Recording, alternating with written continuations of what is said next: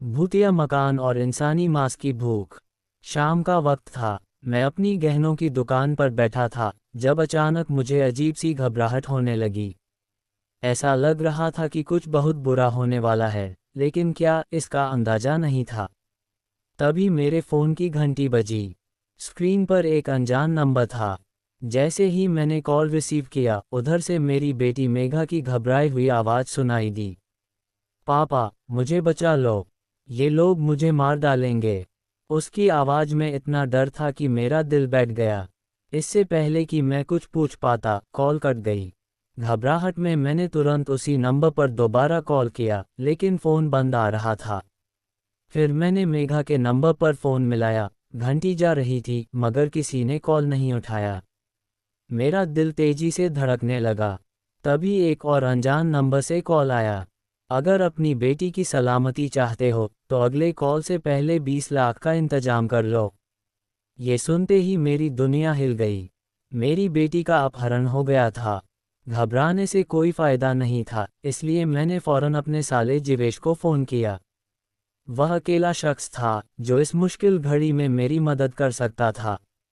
जीवेश ने तुरंत इंस्पेक्टर तरुण साह को इस मामले की जानकारी दी और मेघा की खोजबीन शुरू हो गई। सन्नाटे में दहशत। पुलिस जांच में पता चला कि जिन नंबरों से कॉल आया था, उनकी आखिरी लोकेशन किसी सुनसान इलाके में थी। पुलिस लगी रही और मैं पैसों का इंतजाम करने में जुट गया। मगर अपहरणकर्ताओं की ओर से कोई दोबारा संपर्क नहीं किया गया। 2 दिन बीत गए, लेकिन न तो फिरौती की कोई और मांग आई, न ही मेघा का कोई सुराग मिला। फिर तीसरे दिन एक अजीब घटना घटी। एक अनजान नंबर से दोबारा कॉल आया, मगर इस बार उधर से कोई नहीं बोला। मैं बार बार हेलो कहता रहा, लेकिन कोई जवाब नहीं आया। तभी फ़ोन से डरावनी चीखें आने लगी, ऐसी चीखें जो किसी इंसान के असहनीय दर्द में होने का सबूत थीं। मेरे शरीर में सिहरन दौड़ गई।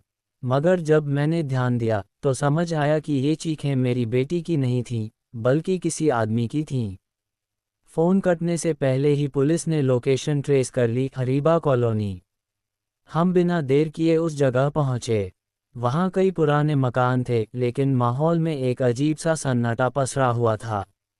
तभी एक घर से तेज चीख गूंज उठी। पुलिस फौरन हरकत में आई और हम दरवाज़ा तोड़कर अंदर घुसे। जो नज़ारा हमने देखा, उसने हमारी रूह तक कंपा दी। फर्श पर एक आदमी पड़ा तड़प रहा था, जिसका निचला शरीर गायब था। उसकी आंखों में मौत का डर साफ झलक रहा था। दीवारों पर खून के छींटे थे, जगह जगह मांस और हड्डियां बिखरी पड़ी थीं। पूरा घर किसी नरसंहार का मैदान लग रहा था। मेघा का खौफनाक रूप। हम घर के अंदर बढ़ ही रहे थे कि अचानक एक कमरे से कुछ घसीटने की आवाज़ आई। पुलिस ने दरवाज़ा खोला और तभी वहां मौजूद 2 पुलिसकर्मियों की भयानक चीखें गूंज उठीं। इससे पहले कि हम कुछ समझ पाते, कमरे से एक पुलिसवाले का सिर उड़कर बाहर आ गिरा। ये देखकर बाकी पुलिसवाले डर के मारे भाग खड़े हुए। मैं सुन्न खड़ा था। तभी कमरे से एक आकृति बाहर आई, मेरी बेटी मेघा। मगर यह वो मेघा नहीं थी जिसे मैं जानता था। उसकी आंखों की पुतलियां नीली पड़ चुकी थीं, उसका पेट असामान्य रूप से बड़ा था, और उसके खून से सने हाथ यह साबित कर रहे थे कि वह किसी के होश में नहीं थी। मेघा धीरे धीरे मेरी ओर बढ़ने लगी। मैं उसकी ओर कदम बढ़ा ही रहा था कि इंस्पेक्टर तरुण साह ने मुझे खींचकर घर से बाहर निकाल लिया। आप होश में हैं? वो अब आपकी बेटी नहीं रही। मैं बिलख पड़ा। नहीं, वो मेरी बेटी है। मुझे उसे बचाना होगा। मगर मेघा का व्यवहार बता रहा था कि वह अब इंसान नहीं रही। पुलिस ने दूसरी टीम बुलाई, जो आधुनिक हथियारों से लैस थी। टीम घर में घुसी और कुछ ही देर बाद वहां से चीख पुकार मच गई। एक एक करके सभी पुलिसकर्मी लहूलुहान होकर बाहर गिरने लगे। किसी के हाथ टूटे थे तो किसी के शरीर से खून बह रहा था। फिर अचानक खामोशी छा गई। अंदर गए कुछ सिपाही अब बाहर नहीं आए। और फिर कुछ पुलिसवाले किसी को घसीटते हुए बाहर लाए। वो मेघा थी। मेरी बेटी के शरीर में कई जगह सुइयां चुभी हुई थीं। उसे एक गाड़ी में डालकर ले जाया गया, मगर कोई नहीं बता रहा था कि कहाँ। साजिश का पर्दाफाश। दिन गुजरते गए, मगर मेघा का कोई पता नहीं चला। फिर एक रात मेरे दरवाजे पर दस्तक हुई। बाहर एक अनजान आदमी खड़ा था। आप पुरुषोत्तम जी हैं? मैंने हामी भरी तो उसने पास खड़ी एक वैन की तरफ इशारा किया। आपको मेरे साथ चलना होगा। मैं अपने साले जिवेश के साथ वैन में बैठ गया। रास्ते में उस आदमी ने बताया कि मेरी बेटी अब इंसान नहीं रही।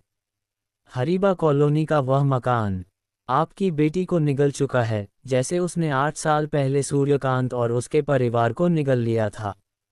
उसने बताया कि वह मकान एक पुराने कब्रिस्तान की जमीन पर बना था, जहां कभी 99 बांझ औरतों को जिंदा दफना दिया गया था। उनकी रूहें अब उस जगह का हिस्सा बन चुकी थीं। जब हम एक बड़ी बिल्डिंग के पास पहुंचे तो वहां मौजूद लोग अजीब हाल में थे, सब बेहोश पड़े थे, उनके कानों से खून बह रहा था। ये देखकर मेरी चिंता और बढ़ गई। अगली शाम वही आदमी वापस आया और मुझे एक सीसीटीवी फुटेज दिखाए। मैंने देखा मेघा जंजीरों से बंधी थी, मगर वह इंसानों का मांस खा रही थी। उसकी आंखें गहरी नीली हो चुकी थीं, उसका मुंह बड़ा हो गया था और वह अजीब तरीके से गुर्रा रही थी। फिर वह जोर से चीखी और वहां मौजूद सारे लोग अपने कान पकड़कर गिर पड़े। इसके बाद वह बिजली की गति से भाग गई। आज भी इंतजार है। मेरी बेटी फिर कभी नहीं मिली, मगर मुझे आज भी महसूस होता है कि वह जिंदा है, कहीं न कहीं किसी अंधेरे कोने में, इंसानी मांस की तलाश में भटक रही है।